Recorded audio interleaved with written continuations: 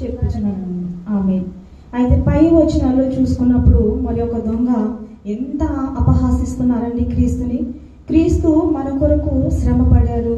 ఆయన ఎన్నో అవమానాలు, నిందలు ఆయన భూమి మీద మరి ఆయన వచ్చినప్పుడు 33 సంవత్సరాలు ఆయన ఎంతగానో శ్రమపడి పాపములో ఉన్నవారు, అలాగనే ప్రతి ఒక్కటి మనం ఎక్కువ వివరించుకోవద్దు, కుంటివారు, గుడ్డివారు కార్యాలు ఎన్నో దేవుడు కార్యాలు చేసి ఆయన మరి యవ్వన కాలంలో ఏ తప్పిదమ్ములు లేకుండా మన కొరకు తండ్రి చిత్త ప్రకారంగా నెరవేర్చుకున్నటకు ఈ లోకానికి వచ్చి మరి క్రీస్తు వారు శ్రమ శిలువ పైన మనం ఎంతగానో చూసి ఉన్నాము.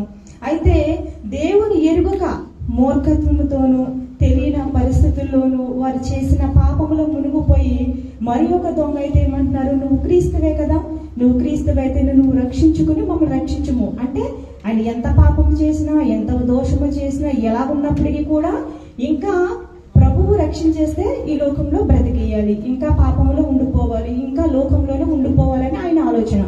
ఆయన అన్న మాట ఆ రీతిగా ఉంటుంది. మరొక దొంగ ఏమంటున్నారు, తండ్రి నువ్వు నన్ను నీ రాజ్యంలో నన్ను జ్ఞాపకం చేసుకో అని అంటున్నారు. ఈ మాట చక్కటి మాట. చూడండి, మనము పాపంలోనూ దోషాల్లో ఉన్నప్పుడు ప్రభువా, ఇప్పుడు ఈరోజు శుక్రవారం శిలువ జ్ఞానం కోసము మనం చర్చికి వచ్చినాం. ఎందుకు వచ్చాము?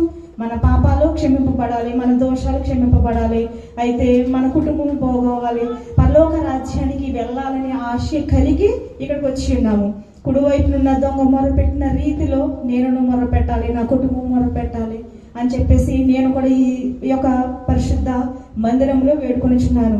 తండ్రి, నా పాపాన్ని క్షమించు, నా కొరకు సిలువ వేయబడ్డావు, నా కొరకు ప్రభువా నేను ఎన్నో నిందలు, మరి కాళ్ళకు, చేతులకు మేకులు, 39 కొరడాలు, దెబ్బలు ఆయన ఈపి మీద అనేకమైన శ్రమలు మన కొరకు పడి ఉన్నారు.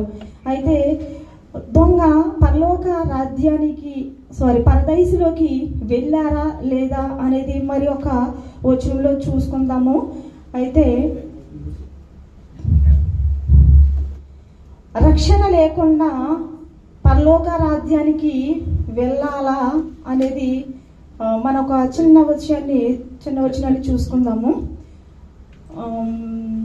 అపోస్తులు కార్యాలు 10:44 చూడండి.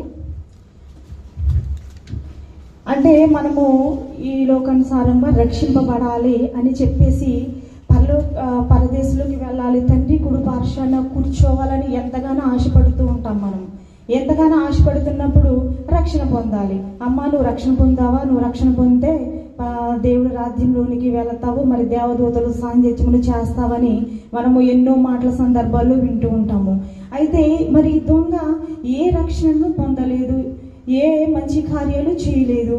అలాంటప్పుడు మన ఆయన శిలువ మీద ఉన్నప్పుడు తండ్రి నన్ను రక్షించు, నన్ను కాపాడు అని శిలువ పైన కూడా మొరపెట్టినట్టుగా, అంటే ఆయనలో ఏ నేరమును కనబడలేదు, ఏ దోషమును కనబడలేదు.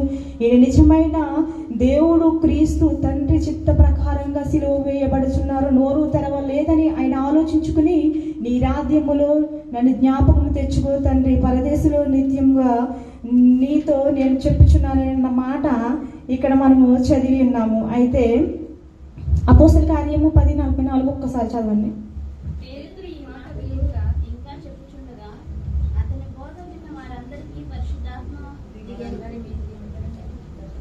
అందరి మీదకి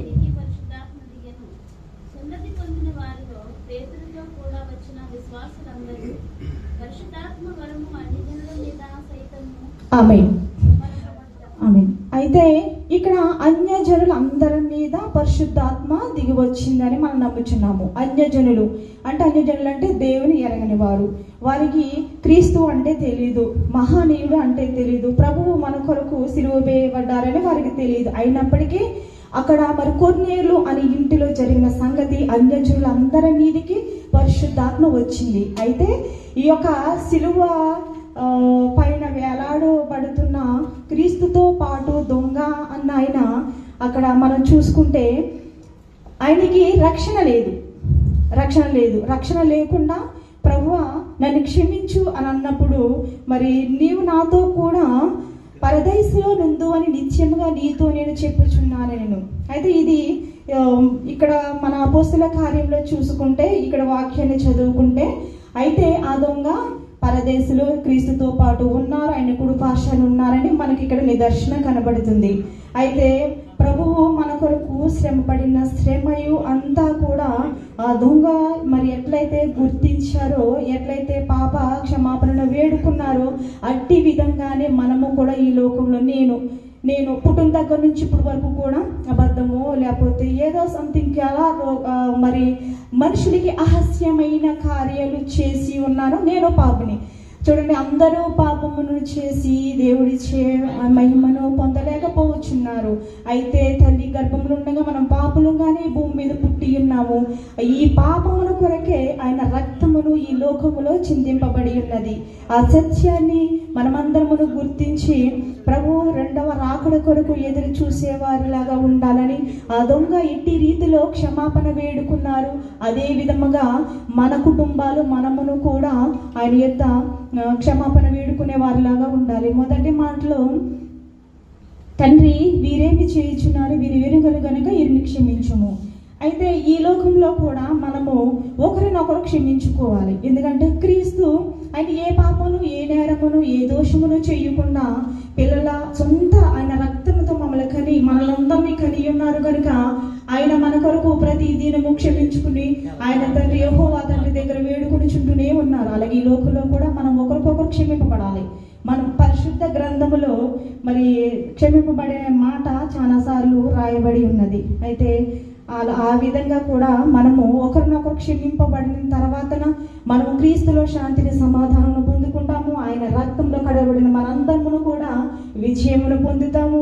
మరి పరదేశిలో ఉండాలని, పరలోక రాజ్యానికి చేరిపోవాలని, దేవదూతలతో నాట్యములు చెయ్యాలని ఆశ, తపన ఇదంతా కూడా మనం వచ్చే ప్రతి ఒక్క శుక్రవారం ఆరాధనలో కానీ, ఇంట్లో చేసుకునే ప్రార్థన కానీ ప్రతి ఒక్కరు కూడా మనం పరిశుద్ధంగా ఉండాలని, ఆయన పరిశుద్ధుడు కనుక మనము కూడా పరిశుద్ధంగా ఉండాలని దేవుడు ఈ మాటలను మన వినికిడిలో దీవింపబడును గాక.